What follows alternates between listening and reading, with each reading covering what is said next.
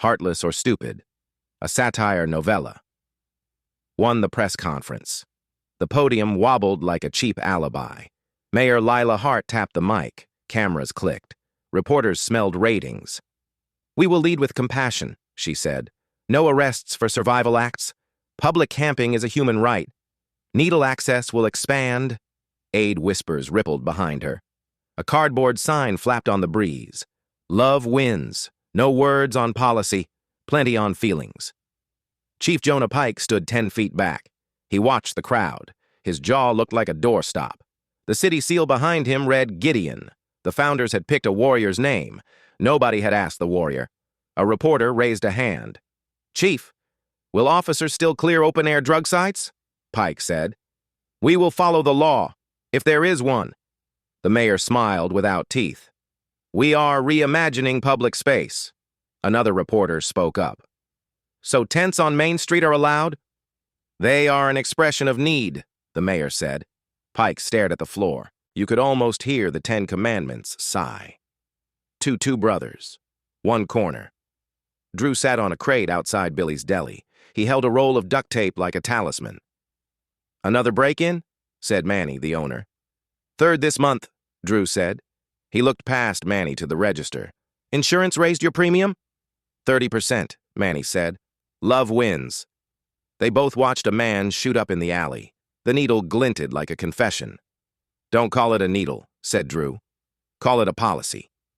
A outreach van rolled by, bright and cheerful. A worker leaned out and waved a plastic kit. "Clean supplies, we care." The user nodded and slid deeper into the shadows. Manny said, "You can be heartless or stupid." Drew said, "Stupid always feels better at first." 3. City Hall, Act 1. Councilwoman Ruth Stone wore boots that could kick a door. She slid a folder across the table to the mayor. "Swift, certain, fair," she said. "That's the model. Pick it or live with the mess." "Sanctions are trauma," said DA Felix Loom. "Trauma leads to more crime." "Consequences deter," Ruth said. "The book said it first. Science echoed it later." The mayor glanced at her polling intern. The intern nodded at a tablet. "Compassion polls high." "Order polls higher once schools close," Ruth said. The mayor folded her hands. "We will not criminalize poverty." Ruth leaned in. "We are criminalizing neighborhoods. Pick one." The room went quiet. The clock ticked. Outside, a siren sang the anthem of unmanaged mercy. 4 pastor and paramedic. Pastor Abel Cross carried a thermos and 2 New Testaments. Fire medic Tessa Gray carried 2 Narcan kits and a tired soul. They met at the corner of Pine and 4th. A tent city hummed like a slow fever. Tessa knelt by a man face down on the sidewalk. "Pulse," she said. "Barely." She pushed naloxone and spoke softly. "Stay with me." The man gasped, then cursed her. "Thief! You stole my high!" Pastor Abel poured coffee into a paper cup. He set it near the man's hand. "Drink," he said. "Warm your insides." The man kicked the cup. Brown stained the concrete. Tessa stood. "We bring him back every week." Abel nodded. "Grace offered. Grace refused." "The mayor calls it compassion," Tessa said. Abel looked toward City Hall. "Compassion without truth is gasoline on a fire." She half smiled. "Chief Pike is asking for a pilot program. Swift sanctions, quick treatment. Think it works." "The Bible calls it discipline," Abel said. "A father who loves his child corrects him. God does not reward rebellion. He redeems it." "Will the council listen?" He watched a rat scuttle under a tent flap. "Only when the smell reaches their own lobby." 5. The DA's parade. DA Felix Loom walked the block with a camera crew. He wore empathy like a scarf. "We meet people where they are," he told the lens. Behind him, a man hosed feces into the gutter. It ran toward a storm drain stamped with a fish. "We decriminalize survival," Loom said. "That is progress," a woman shouted from a doorway. "My kid can't walk here." Loom smiled and waved. "We hear you." "You don't," she yelled. "You won't." The camera panned away. The city would edit the anger out. The internet would put it back in. 6. Gideon High, Principal Andrea Knox held a PTA meeting in the gym. 200 parents, one microphone, and a smell of bleach. A father spoke first. Kids pass tense on the way to class. They see people shoot up. They step around human waste. A mother added, "My son found a needle by the swings." The mayor's liaison cleared her throat. "We are increasing services." "What does that mean?" the father asked. "More harm reduction," she said. "Reduce the harm to my kid," he snapped. "Start there." Ruth Stone stood in the back. She counted heads. She saw votes. 7, the model. Chief Pike met Pastor Abel in a small conference room. A whiteboard filled one wall. A broom filled the other. "This is it," Pike said. He uncapped a marker. "Swift, certain, modest." "Plain words," Abel said. "That's a start." "Arrest on the first public drug offense," Pike said. "No weeks of delay. Hearing within 48 hours. Sanctions same day. The penalty is short, predictable, and tied to treatment." "Like a parent taking the keys," Abel said. "Exactly," Pike said. "No drama, no yelling, just certainty." "Shelter beds?" Abel asked. "Mandatory placement if you camp in public spaces," Pike said. "Refuse twice. You work a civic shift. Pick up trash you made. Third time, a weekend in custody. Fourth time, longer." "Work is mercy," Abel said. "Idleness rots a man." "Business corridors," Pike continued. "Clear zones around schools, hospitals, and small shops. You block a door, you move, or we move you." Abel folded his arms. "It's tough love." "It's love with a backbone," Pike said. Abel tapped the 10 Commandments card he kept in his wallet. "Do not steal, do not covet, do not bear false witness. That covers broken windows and broken promises." Pike put down the marker. "We call the program Ordered Mercy." Abel nodded. "Good name." 8. The hearing. The council chamber overflowed. Signs bobbed like ships in a storm. No cages. Yes, dignity. Save our block. The clerk read the agenda. Item 4. Authorization of a pilot program for Ordered Mercy. D.A. Loom stepped to the mic. "We are not slots in a behavioral machine. We are humans with trauma. Sanctions re-traumatize." Ruth Stone spoke next. "Talk therapy cannot compete with fentanyl. Feelings cannot outshout a dopamine spike. Consequences can." A thin woman in a flannel shirt said, "I was on that sidewalk for 8 years. Jail sobered me up. A chaplain and a CO told me the truth. I hated them. Then I thanked them." The mayor stared at her notes. "Your story is valuable," she said. "It's not a story," the woman said. "It's a receipt." Applause rolled across the room. Booing tried to keep up, then fell behind. Felix Loom shook his head. "We must lead with care." Ruth said, "Care is why we stop people from dying in our doorways." Pastor Abel stepped up. "Mercy without order is not mercy at all. It's abdication." Tessa the medic lifted a Narcan kit. "I carry resurrection in a plastic tube," she said. "I am tired of playing God. Give me a city that helps me stop." Chief Pike finished the lineup. "I do not enjoy arresting anyone. I do enjoy a sidewalk you can walk on." A vote was called. 5 ayes, 4 nays. Gideon would gamble on Ordered Mercy. The mayor kept her smile. It looked longer than usual. "Pilot approved," she said, "for 12 weeks. 9 week 1. The morning after the vote, officers served coffee and notices. The notices were short. The coffee was hot.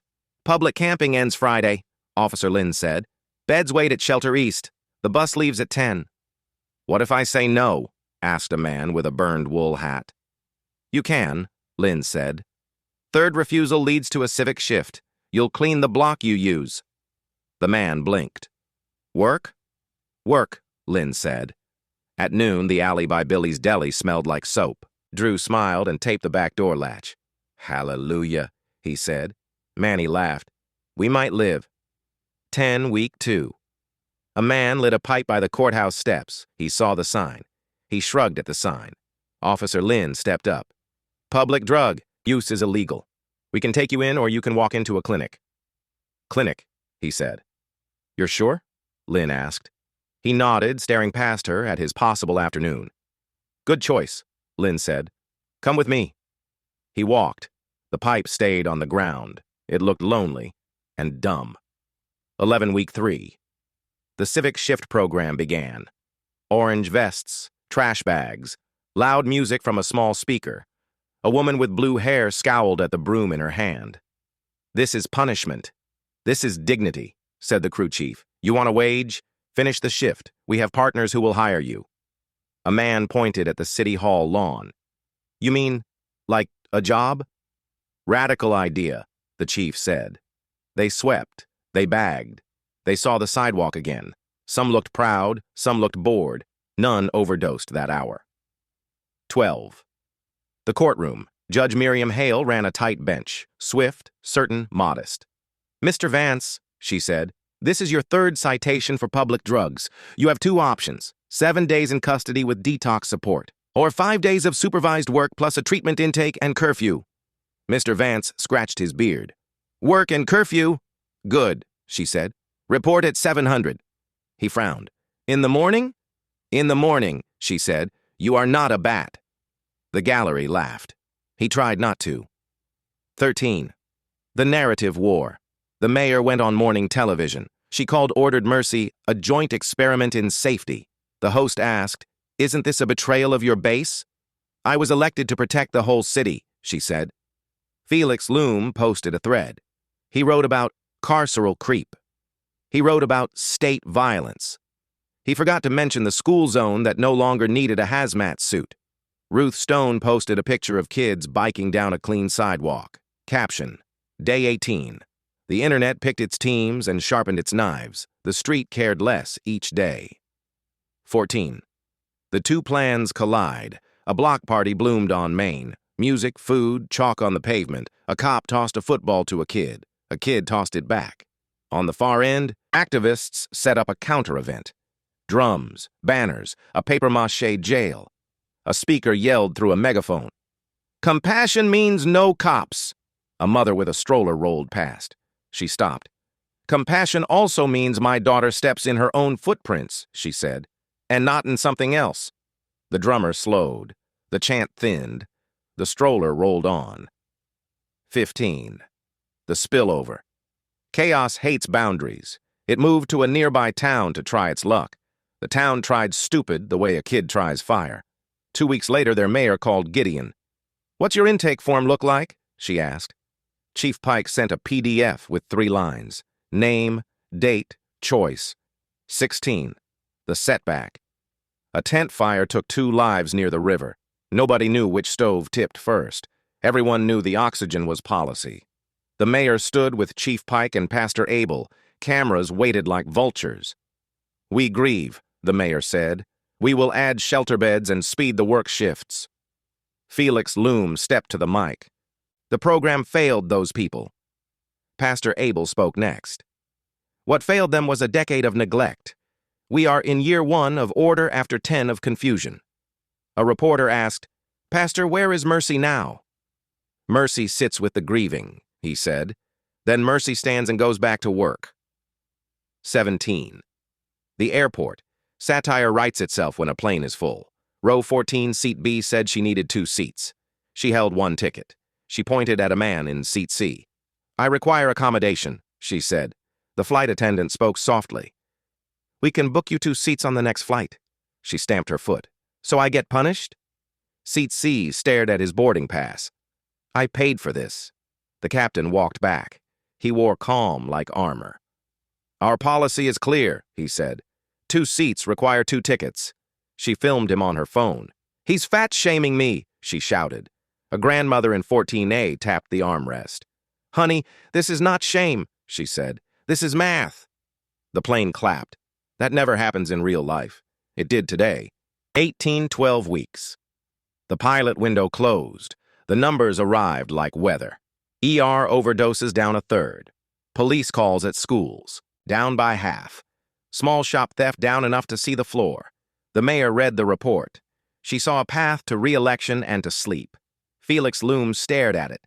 He blamed the weather, then the moon, then the sample size.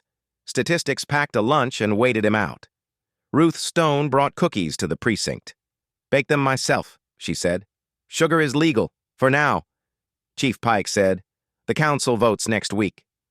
"Make it permanent," Ruth said. 19. The vote. The chamber felt different this time. Less anger, more attention. A teacher spoke. I can walk my class to the library again. A man in an orange vest spoke. I hate waking up early. I also like seeing my shoes. A nurse spoke. We had fewer codes in the alley. D.A. Loom spoke. We cannot punish our way to paradise. Nobody asked for paradise. They asked for Tuesday to work. The council voted. 7 ayes, 2 nays. Ordered mercy became law. The mayor signed it with a plain blue pen. She looked at Ruth. You win. Ruth shook her head. The city wins. I just count the votes. 20. Epilogue. 2 paths, 1 city. Pastor Abel preached on Sunday. Short sermon, strong spine. Love tells the truth, he said. Love sets a standard. Love picks people up, not to drop them back into the ditch, but to set their feet on a road. He closed the Bible. You can be heartless or stupid. We choose neither. We choose ordered mercy, justice with a pulse, compassion with a map. After service, Tessa hugged him. We had 1 overdose this weekend, she said. I was ready. I was also free enough to go off shift on time. Chief Pike poured coffee from the church urn. It's not heaven, he said. Abel smiled. Heaven has no city budget. On Monday, Manny flipped the open sign. He set out a basket of fresh bread. He watched kids skip by, headed for summer school. He saw Drew laugh with Officer Lynn over a cup of deli coffee. A man from the crew waved a broom at Manny. Hiring? He asked. Show up tomorrow at 7, Manny said. You can start with the morning sweep. The man nodded. He looked at the broom like it might be a key. Down the block, a muralist painted 2 panels on a brick wall. Left side, a clean street, sun on glass, a patrol car parked, not prowling. Right side, a dark alley, a tangle of tents, a woman crouched by a flame. In the seam between them, the artist drew a doorway. Inside the doorway, a hand reached for another hand. No words, no caption, no speech. A little boy tugged his mother's sleeve. What's it mean? She thought for a second. It means you can choose a door. The city chose. Not heartless. Not stupid. A door with hinges, bolts, and welcome mats. Ordered mercy held. The rats moved out first. The hope moved in last. Both noticed the change.